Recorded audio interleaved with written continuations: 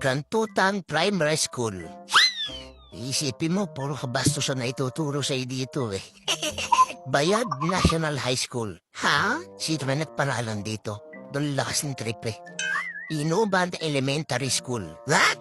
Eto yung papasok ko ng gising. Pag uwi mo lasing. Hindi elementary school. O ano yan? Parang elementary school. Ano yan? Kunya-kunyari yan lang? Pero ito malupit. Ito mahirap pasukan. Walang elementary school. Paano ko papasok doon? Alex Elementary School. Ano ba? College ba elementary? Kaya kalito eh. Tepohe High School. Opo? Oh, ako rito. Banag Elementary School. Parang kilala ko sino nagtatayo nito.